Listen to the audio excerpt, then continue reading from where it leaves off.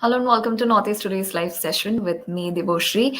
We have with us today Hekani Jakhalu. She is a lawyer, a social entrepreneur, and the founder of NGO based in Nagaland, YouthNet. We'll get to know all about her, and if you have any questions about her adventurous life journey, do ask in the comment section right away. So without further ado, let's welcome our guest of the evening.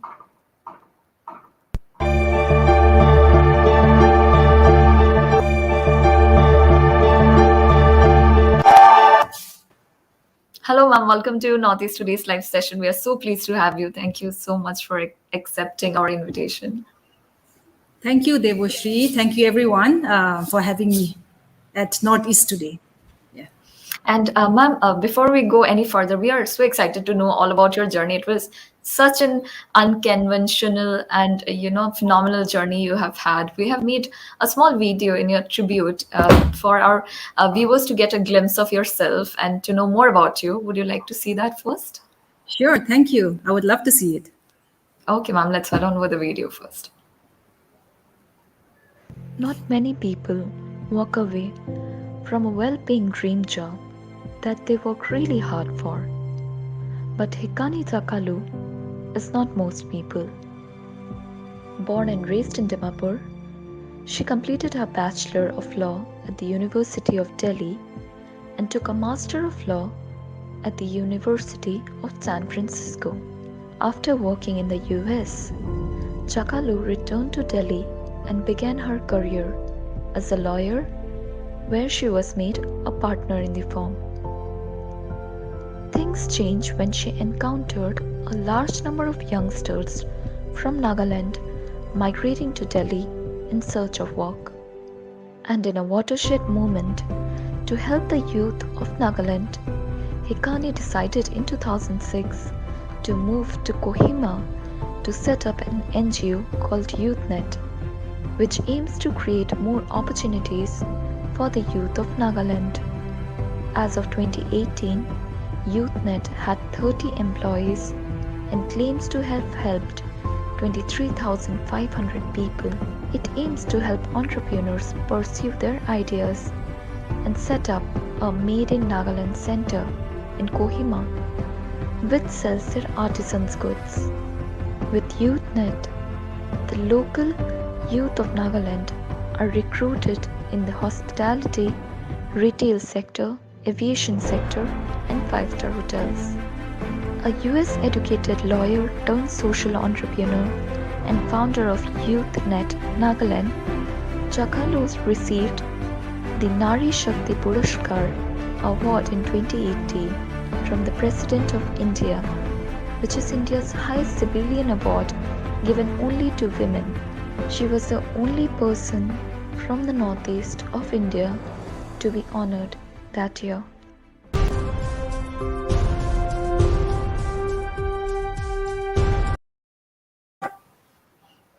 That was so nice, ma'am. Like, what a life journey you have had from Thank you so much. US. Yeah, that was so beautiful. Yes, quite a Thank you journey. so much, ma'am. Yes. Love that you Yes. enjoyed it. And also, ma'am, so, you were born in Kohima, right?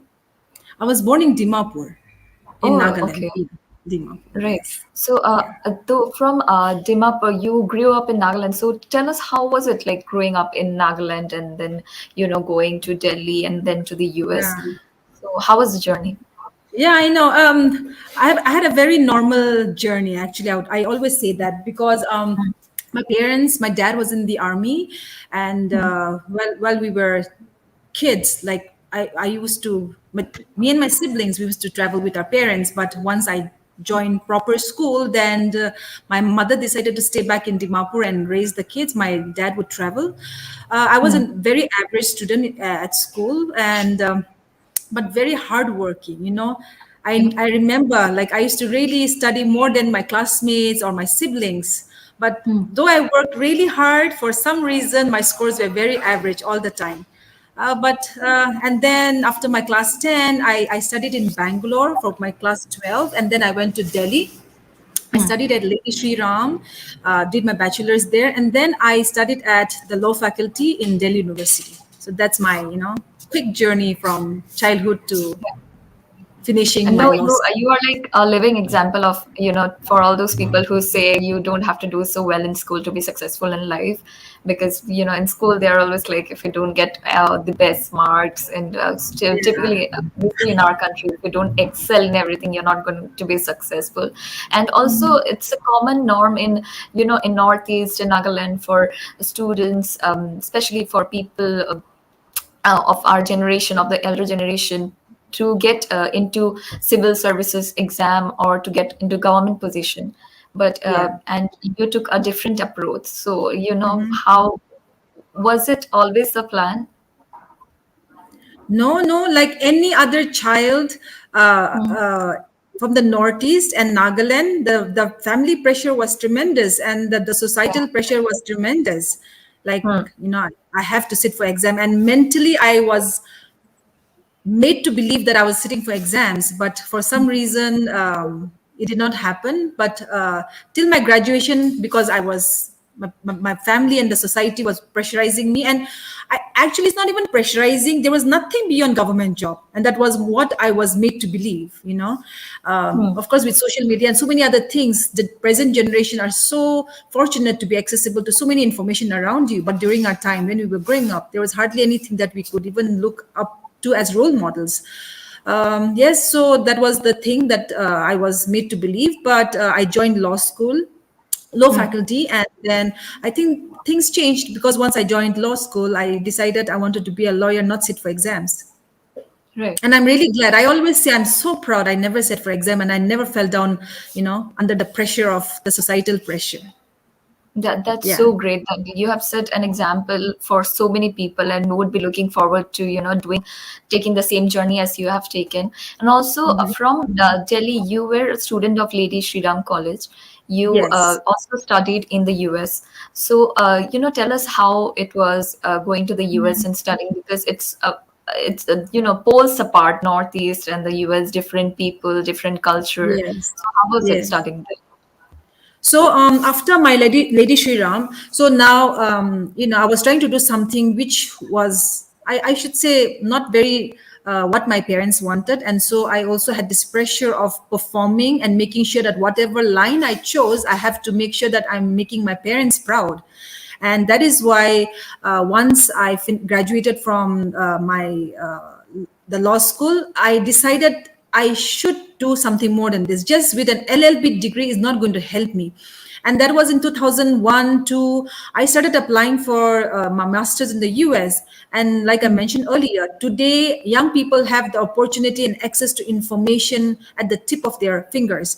During those days, everything was through, post, and which means like when you are doing a research on a certain university, internet was just opening up, but it was not like people had massive websites with information. It was just a very big challenge, and I had to look for universities. I had to write emails, mails to post, and then they would send their brochures. It was a long process, almost 2 years it took me to find for a good university. And on top of that, like you rightly said, very very expensive. It still is very expensive now, and then also it was very expensive. And me coming from a very middle class family, my dad being in the service, really nothing. We had a comfortable childhood, but that is it. Nothing, nothing to even use it as a luxury. And that is when the State Bank of India had offered me a student loan against my father's service salary. And that's Yeah. how that took care of half of my tuition fees, and the half I had applied for some scholarship. And before going for my LLM, I was also trying to do a lot of social work, and I think that also helped in my application. So I would always tell young people who are trying to pursue study abroad, I always Hmm. tell them, you have to take a gap year, because right after college, if you're moving to another institute in the west, then it's just everything is so theoretical. But when you have a gap year and you do some work, whatever is your area of interest, it always Hmm. helps, not only in your application when you're doing the application process, but it also helps you once you go there, because you can relate to the experiences that you have had before coming joining the universities. Right. And then you came back to Delhi, if I'm not wrong. and Yes. practiced in a law firm. So, Yes. that's. Have you always wanted to be a lawyer? And like you mentioned earlier, you didn't want to, Yeah. you know, do the usual norm that everybody was doing. You wanted to take a different Yes. approach. But Yes. lawyer, most people in the Northeast, like they want to be in the, like we talked about earlier, either go into government service or be doctor or an engineer. So when did the thought of being a lawyer first come into you? That happened right after my graduation in Lady Sri Ram. Um, Mm. After graduation, people either go for coaching, people from the Yeah. Northeast, or they either joined the law school. They have just do an LLB. It might just help you at some point of time if you don't make through it. So that was it. Just happened. But after I joined law school, I decided that like I'm serious. I want to be a lawyer. So I had not planned to be a lawyer before, but it just happened that I happened to join the law faculty in Delhi University. And once I joined, I was quite clear by then that I really want to do well. And for me, it's more like I did not even think that I was going to go back home because the scope of lawyer in the Northeast and especially in Nagaland was not very, it did not have much scope. But I was determined that even if I'm staying back in Delhi, I want to make sure that I'm one of the topmost lawyers from Nagaland or from the Northeast. That determination I had, and that with that drive made me apply for my master's in the US. Oh, that's really nice. And was it terrifying for you? Because most people wouldn't leave a job that is very well paid and that's secure. But almost nobody would do that. Like 1% of among 100 people would do something like this, which you have done. So was it terrifying leaving behind your dream job as a partner in the law firm?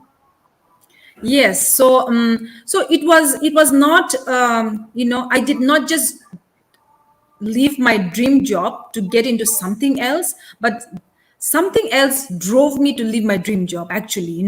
So with that hope, and that something is again like I after my LLM, I was in the US for some time. I worked with international Amnesty International. I interned with the United Nations headquarters in New York, and Wow. so I was, yes. So there was a lot of during the transition period. That's when I got this offer from a small law firm in New Delhi, and I Hmm. jumped into it, and I was Right. I was happy because it is still my, and being a partner of a law firm, which was a big thing. And as it is, my parents always wanted me to be nearer them. Hmm. Instead of being in the US, being in Delhi was more comforting for them. So while I was in Delhi, things changed for me because in 2004 5 the retail sectors were opening up in India. And me from Delhi, I could see a lot of young people, especially girls, moving to Delhi and the metro cities looking for jobs.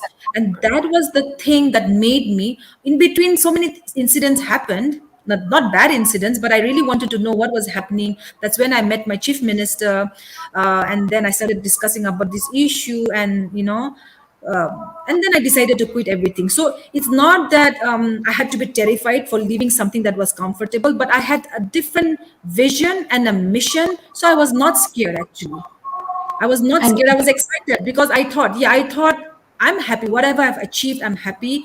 And they both believe me. I had a huge student loan to repay. That was another terrifying in a sense that, when am I yeah. going to when am I going to repay my loans? That was Hmm. terrifying. Switching from one profession to other profession, I was not terrified. I knew that whatever I had learned as a lawyer and practice as a lawyer is going to strengthen me in my new mission to help our young people, you know, um, addressing the challenges of unemployment.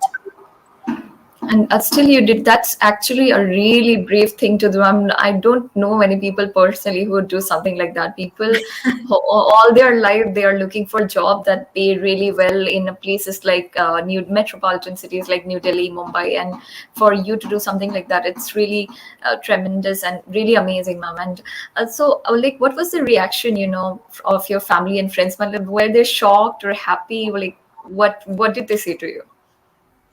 Um, I don't know. Many people encouraged me. My friends encouraged me, but they were also always a caution, like, great, like Hekani, it's good, like we have to do something for our young people, and we can't be expecting someone coming from somewhere, but if you believe in it, we'll support in whatever way. And likewise with my parents and family, friends back home as well, but they always reminded me that it's not going to be an easy task. It's not going to be an easy task. And I think that was the biggest challenge for me coming back home. Money, yes, financially, as it is, I was starting with a zero budget, you know with a huge loan with the bank. I was starting the organization with a zero budget. And more than the challenge of not having finances, the biggest challenge were people telling me that this is Nagaland, this is Northeast, all those dreams, and the way you're romanticizing that you're going to, through your organization or through your intervention, you're going to address youth employment or whatever. No, it's going to be you. We want to warn you because we don't want you to be disappointed. So all the time people were trying to good and strengthen me, but I know that they were feeling sorry for me inside, and they were not too sure of what I was doing, but they didn't want to discourage me also. Yes, but that was the biggest challenge for me, actually. But you didn't let fear get into the way, and that's what matters, because a lot of Yeah. us stay back because our friends and family are always there is this apprehensive feeling that something might happen, things wouldn't Yeah. work out. But Yeah. wow, what did like that was really brave of you, ma'am. So, after that, you founded YouthNet in 2006, if I'm not Yes. wrong. So, Yes. tell us about how YouthNet came into life. Yeah. So when I decided to come back home and start something, I knew as an individual, uh, I will not be able to perform or achieve much. And I knew I had to get a team of friends or people, like minded people who can come together and envision this whole thing together and work towards it. And that's how I got in touch with a couple of friends. And they were all, most of them were for, and I'm not ashamed to say this, most of them were from privileged family. And when you think of an NGO, people think, Jhola Wala, NGO means really grassroots, type of a thing. But when I started YouthNet, all my teammates were, my co-founders were all from privileged children. And I said, I need them because at this point of time, all of us on this earth have our own strengths and weaknesses. And if, yes, we need to make sure that we are balancing our weaknesses, making sure that we are learning from each other. But if you come as a team, that is what is going to matter.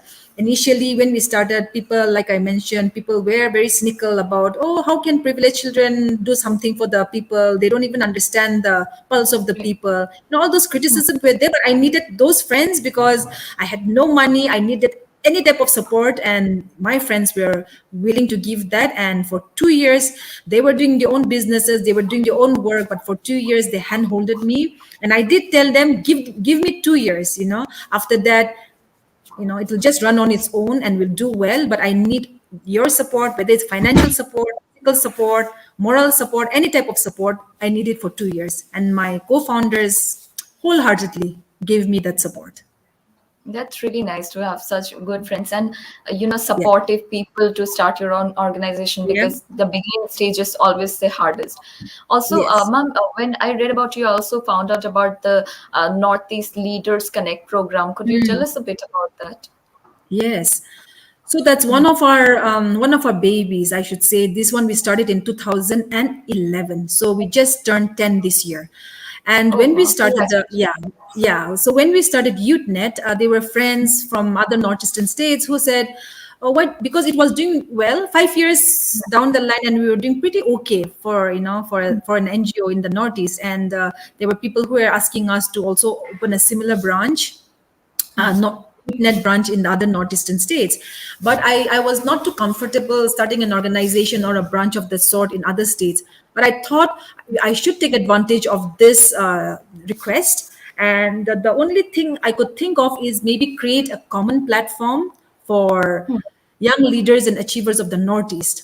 That is when I got in touch with Baichung Bhutia, because he was the youth icon, the icon of the Northeast, and everyone could relate to him. Everyone could, knew him, so I wanted also him to be part of it. And then we had a meeting, we had a chat. He's an old friend, so he liked the idea and he said we should do this together, because till today people talk of Northeast.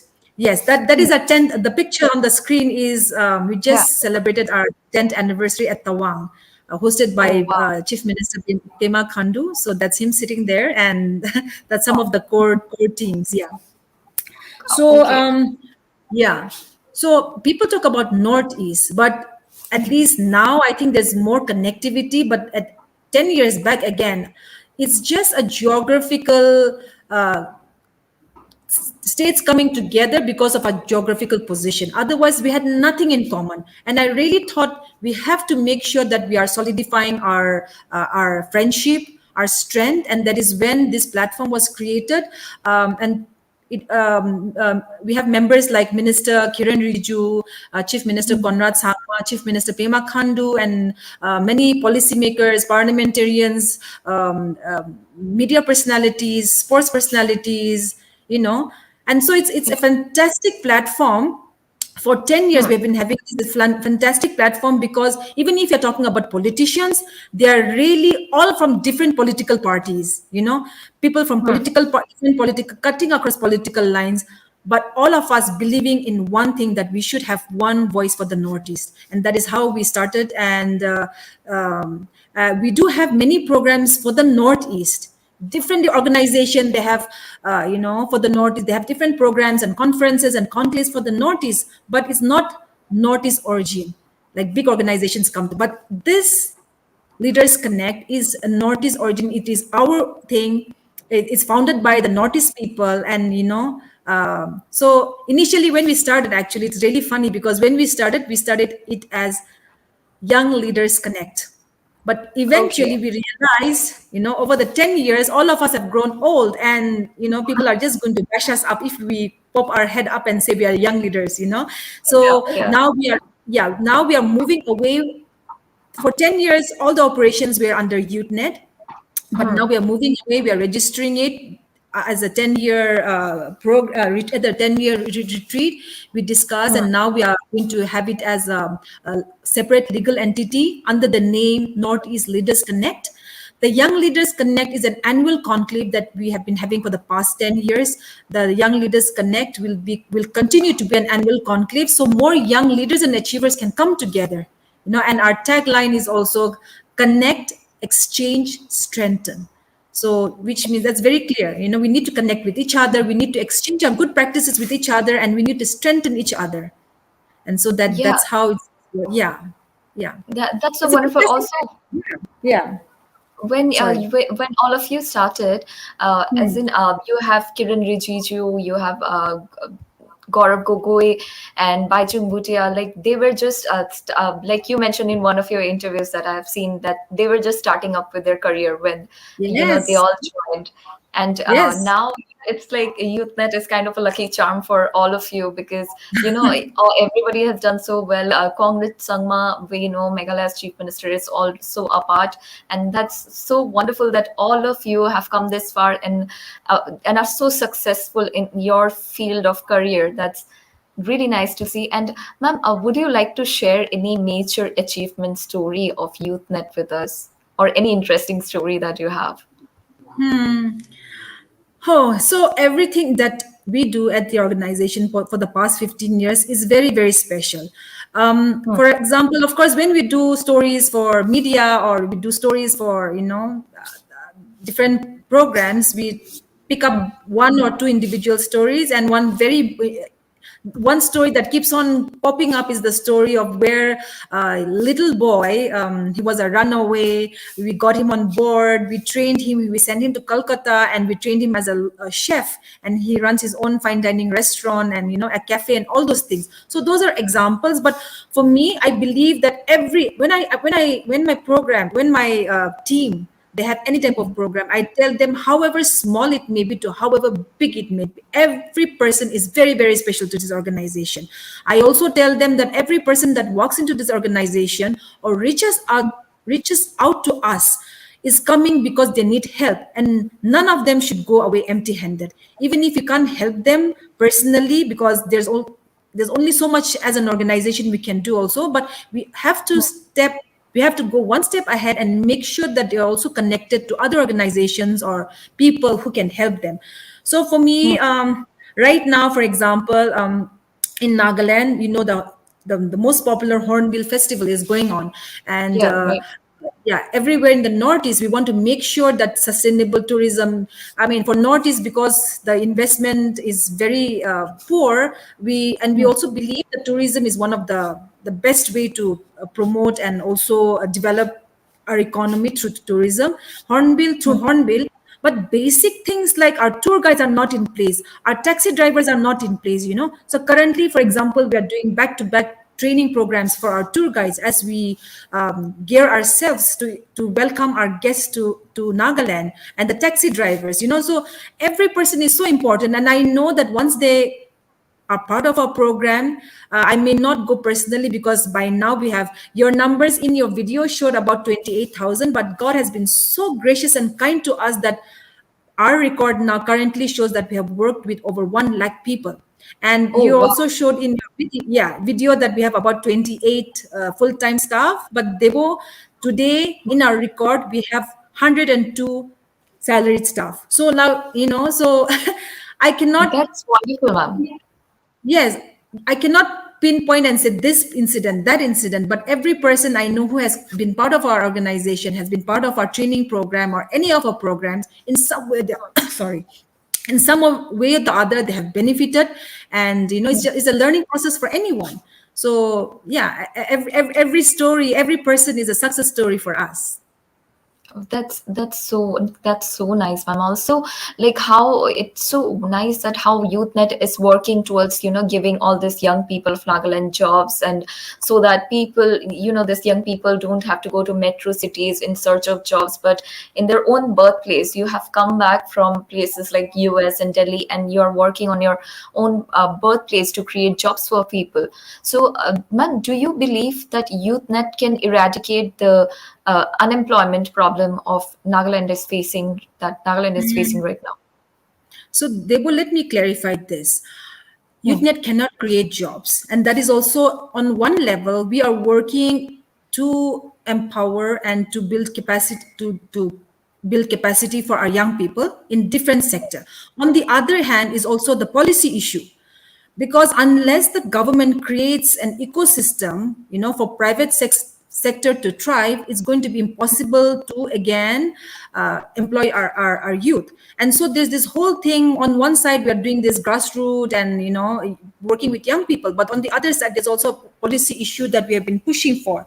And the Nagaland been, as it is, like I mentioned earlier, Northeast itself is not very favorable for investment for whatever reason. Of course, the past couple of years things are picking up, but Nagaland, because of its own political reasons, we have a long historical political issue that has not been solved till now. So because of that, also private investments, private sectors are not opening up, and we don't have enough opportunity for our young people to also get absorbed for employment.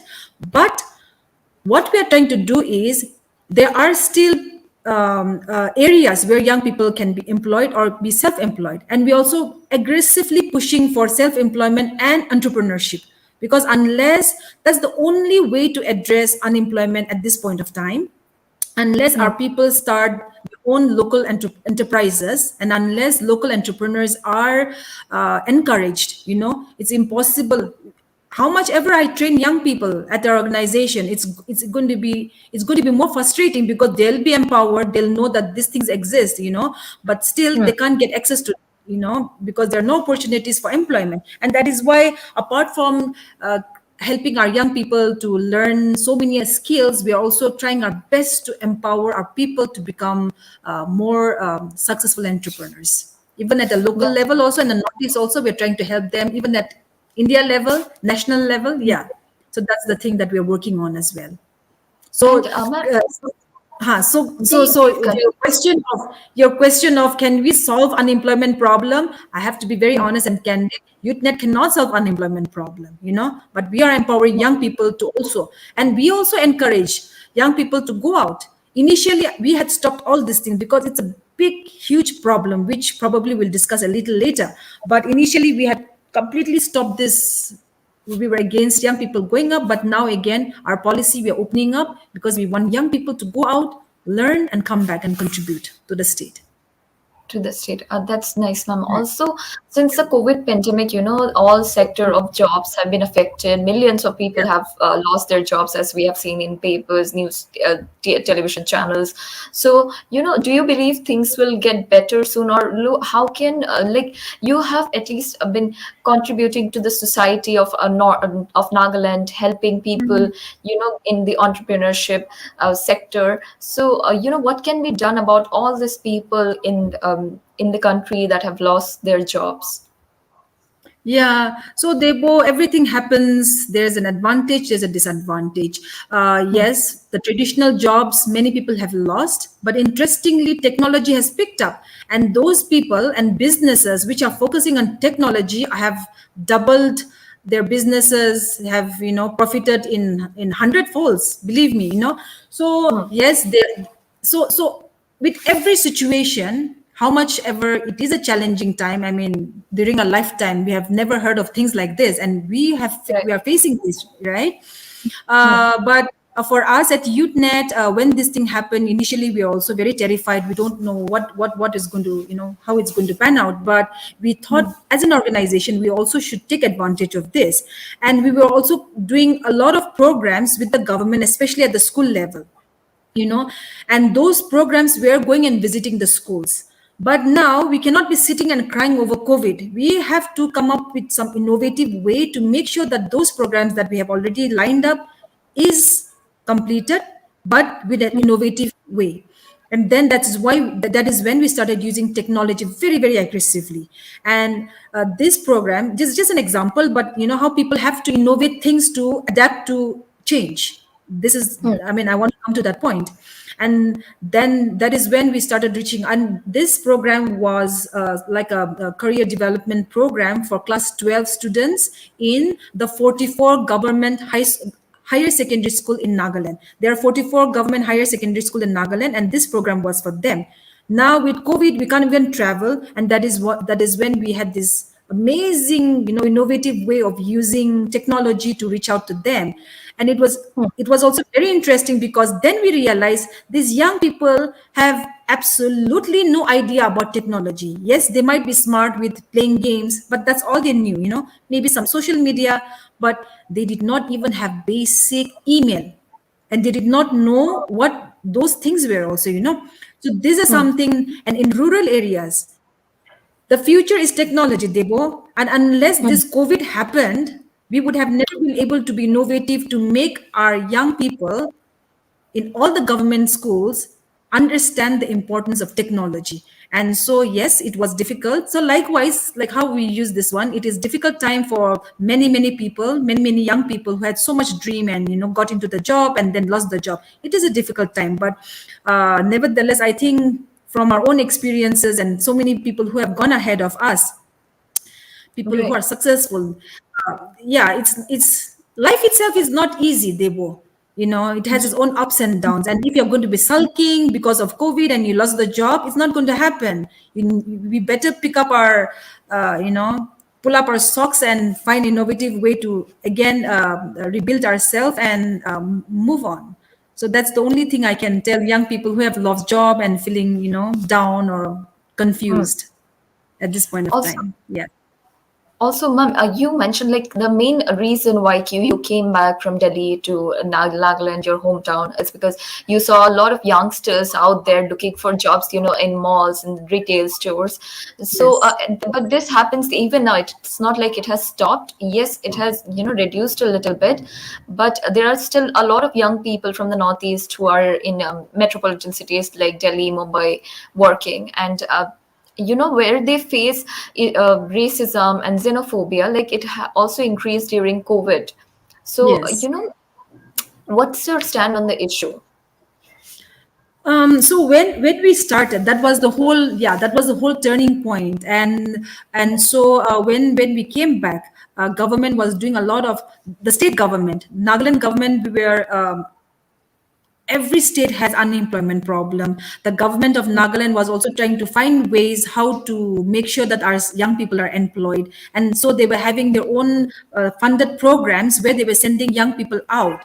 And we had done a study even without before YouthNet came into being, and that was the basis for me to also push for you know at the policy level also. And that is when in a way we had also recommended to the state government at that point of time that when you are sending young people out, most of them when they are trained by the government and sending out, they are young people who have never been outside Nagaland, because Right. those people who are studying outside are going to manage their own jobs and they don't have to come back to Nagaland looking for looking for government to help them. These young people who are going out are mostly young people who have never been out of Nagaland or out of Northeast, even if it's the other northeastern states. And um,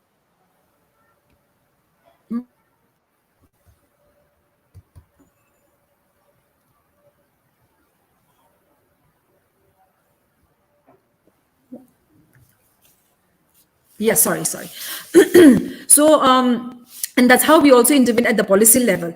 Eventually what happened was, fortunately or unfortunately, and I should say it's fortunately, it's just that new programs will keep on coming up and we have to just know how to tackle it.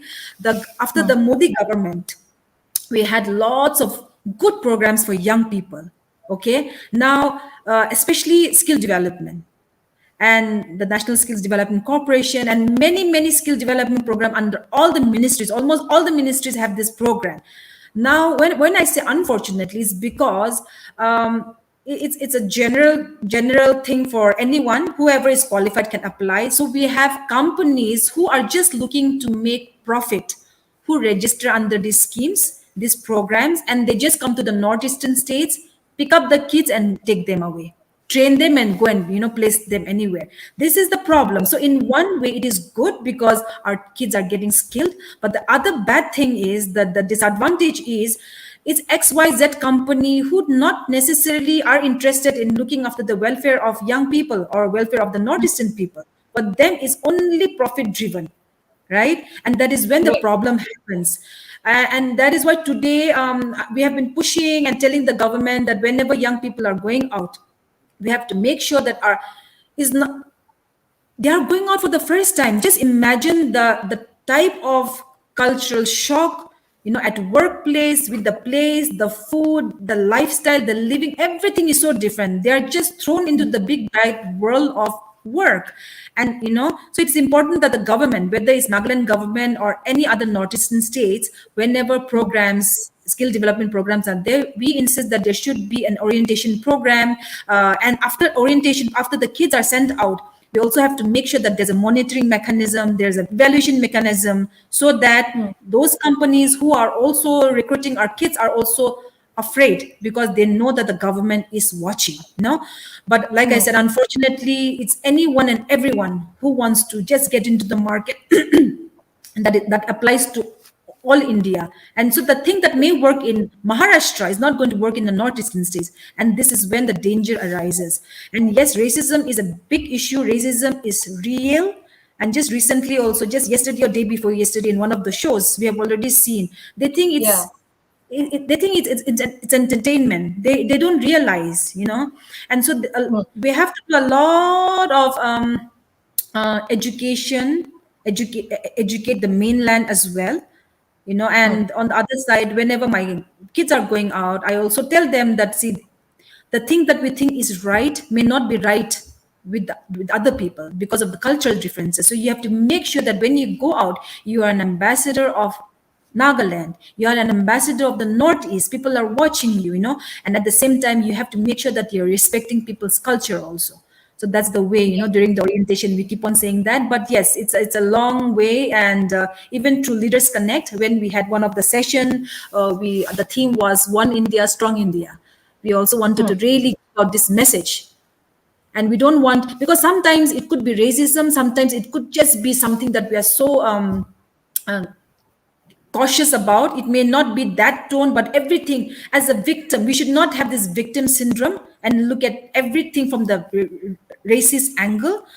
That's also, we want to balance it, but at the same time, I do not deny that there's no racism. There is racism, and I think platforms like Leaders Connect, Northeast Leaders Connect, should also voice out very strongly, and that's what we've been trying to do, that we will not tolerate racism, and yeah, it's we don't compromise on that. I absolutely agree, ma'am. It has become so casual in parts of mainland India, and like you mentioned, we encountered a few similar case few days back from a reality show, and people should be held accountable for this, and Absolutely. take responsibility for what is happening, because it has become so casual and normal for some people, and every year there are so many hundreds of cases of racism arising, and people. It just gets lost in the news after a certain period of Yeah, time. yeah, that's true. So That's true. completely agree with that. Also, ma'am, coming to you a little bit, you were also conferred in 2018, if I'm not wrong, with the Nari Shakti Puraskar Award. So, could you by the President of India, Ramnath Kovind, and none other than, and so could you tell us about that a little bit? Wow, that was actually one of my interns. She nominated me, and she said she's nominating, and I'm like, please don't do that, because I'm not of, and I really did not know what Nari Shakti was actually. And I was like, no, no, Okay. I'm really not interested, because awards and all, it does not matter. I'm just doing whatever I have to do. And I'm happy when I see my kids, my youth, as long as they're doing something, that is an award for me. I don't want, don't even bother. But she really insisted. And then I felt bad because she's an intern. So I said, chalo, chalo, if you want to, just go ahead. So I probably should fill in an application. She did something and she sent. And then the phone came from the district administration saying that you're one of the shortlisted as one of the nominees. So we need to do some verification, and we need to get more information from you. Then I sent mine, but I was not too sure again. Nominees, it's all India. Yeah, So I was that's like, a big okay. issue. Yeah, it's all Yeah. India. So I was like, okay, maybe I'm not even have a chance. But anyway, if the district administration asking, then let me just whatever information they want, let me give. And then it happened. And then one fine day from the ministry, the call came that, congratulations, you're winning the Nari Shakti Puraskar, which will be awarded by the president. So it was Yeah. great. And yeah, and then when I went to take the award, of course, apart from the ceremonial thing, and we also had um, we called on the prime minister, and he had a nice chat with us, and then he said, this award is not because of what you have done. Of course, you guys, all of you have done great work, and that is why you are recognized, but don't think that this is the final thing that is given to you. For you, this is just the beginning of doing bigger things. So don't take this as something that is okay, I'm awarded, and it's done. It's you have a bigger challenge ahead of you. You Yeah. now have to do bigger things in life. So it was interesting, and I think that also helped me, because now I'm more challenged to do bigger things. Like, I can't let my people down, I can't let the prime minister down. How is that? Right. I'm sure there are so many people looking, forward to what you're doing, and to all the phenomenal things you have done until now.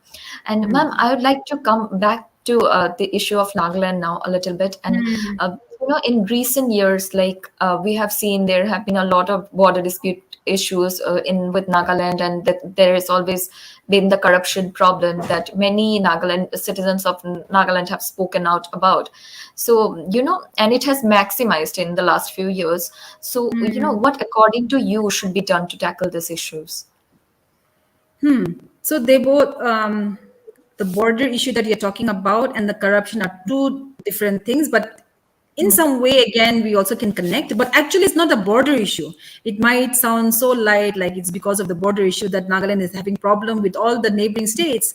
But this is a very, very long, like I mentioned earlier, historical issue. It's political issue that Naga people are fighting for.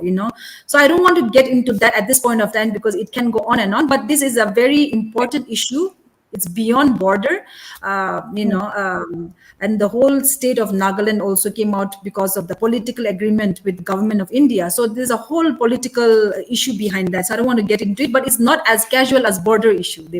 So that is one Okay. thing.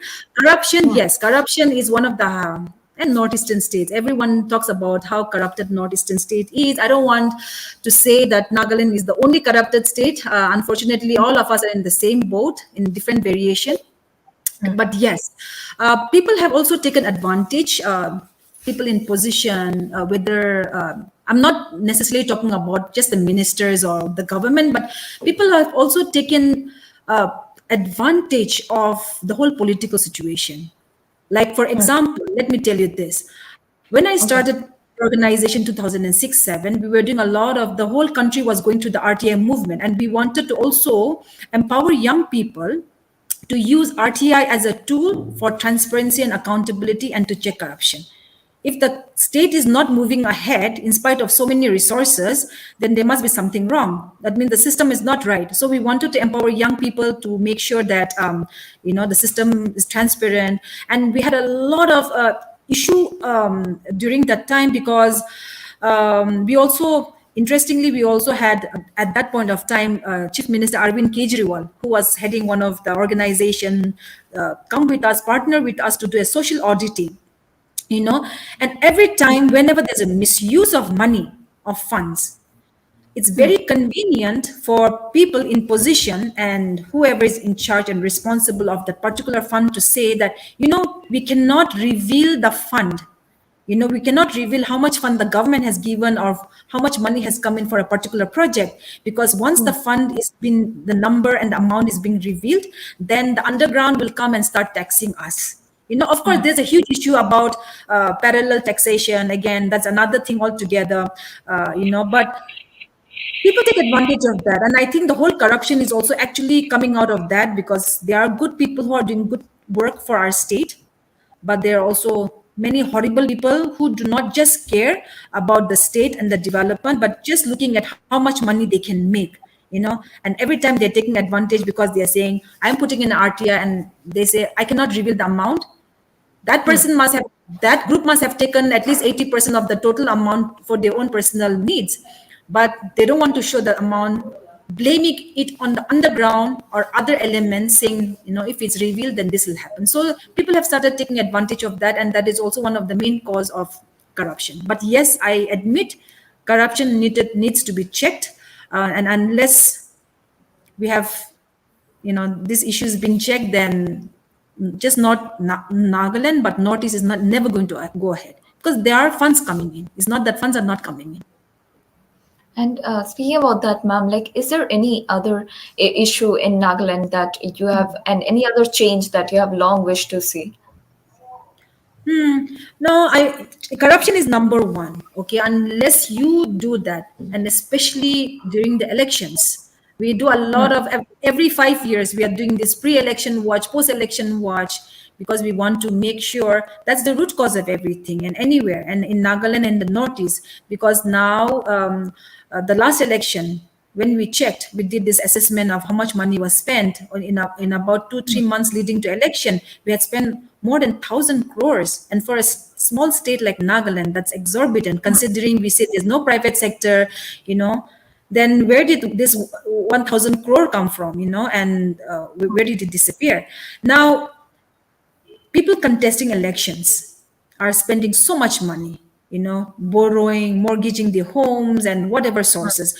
Once they come to power, what happens? They're also going to make sure that they are recovering those money. They're making sure that they're paying away their debts and their loans and whatever they have done. And how are they going to get that money? They have to compromise. They're compromising on the development funds. And that is why, again, our people are not growing, nothing, the infrastructure in general. And so corruption is one big issue that really worries me. And people like us and our organization, we really have been working so hard trying to empower young people, trying to make sure that they can stand on their feet. But like I said initially, when the ecosystem is not in place, it is so difficult. What dream are we going to even show our young people? We tell them you have to work hard, you have to do this, that, and we're trying to help them. But once they are ready, the system is not ready to accept them, and that is when again, it's, I personally feel like that I'm cheating them, by showing them dreams and by showing them, what a beautiful world it can be if they're empowered.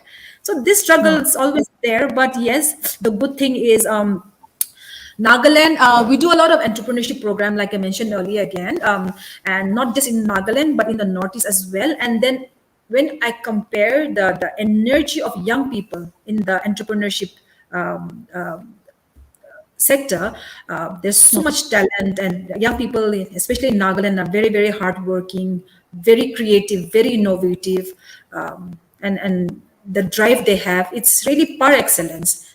But again, the ecosystem is not again in place. Your electricity is not in place. Your connectivity is not in place. There's so many things that needs to be put in place so that these young people can grow in par with the rest of the country. Great, ma'am. That was a beautiful message. Also, we have been you have answered so many of our questions and queries. I'm pretty sure there will be a lot of people, wanting to get message or some from you that you'd like to give them, a personal message to all the people from Nagaland who might be watching us. Yes. My personal message and is I keep on saying, see, all of us have ambitions. And towards that, all of us have to work very, very hard. There's no shortcut. You just have to work hard. 99%, very simple, 99% is hard work. 1% is luck if you want to be successful. So there's no compromise on hard work. But the other thing is, not just for your own personal success. I really encourage people not to work only for their personal success, because again, if you think, many people have different background. Some may be advantaged in some way, disadvantaged in some way, but everyone has their own, again, strengths and weaknesses. But with whatever strengths we have, let us not work only for ourselves to become successful, to fill our booty and to feel good and to say that you're successful. But in whatever way, I think it's important that through your own life and through your own work, we also need to contribute and help other people and make sure that we are making a positive impact in the lives of other people, people around us, for the state. I think that that's the way we should go. And Nagaland is a small state. We are only about 20 lakhs according to 2011 census. If half the population of young people understand this concept, I think it's not very far that our state will be ahead of so many other states in the country. And with this hope only I've been working, Debo, with this hope only. When I started this, if I did not have hope, I would have been frustrated. It's not that I don't have challenges in life. Every day is a challenge. There's so many challenges. But at the end of everything, when you have hope and you know that through your life, you can make a change in someone's life. You can bring about a change in the state, you can overcome anything. That keeps me going, and I think that's from a personal experience. I want to encourage not just Nagaland young people watching from Nagaland, but from anywhere, from the northeastern states.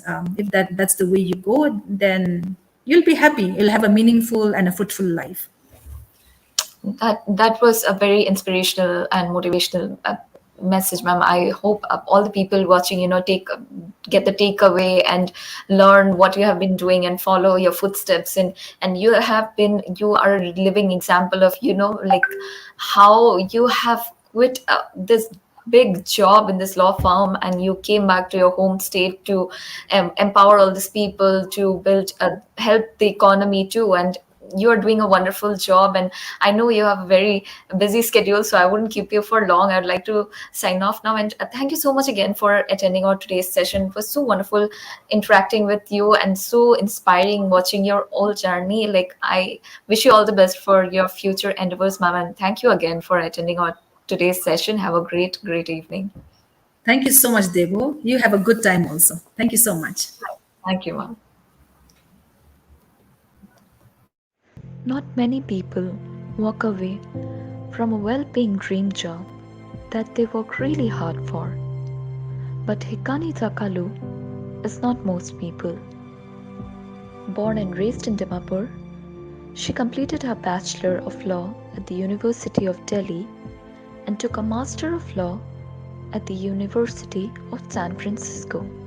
After working in the US, Jakhalu returned to Delhi and began her career as a lawyer, where she was made a partner in the firm. Things changed when she encountered a large number of youngsters from Nagaland migrating to Delhi in search of work. And in a watershed moment to help the youth of Nagaland, Hekani decided in 2006 to move to Kohima to set up an NGO called YouthNet, which aims to create more opportunities for the youth of Nagaland.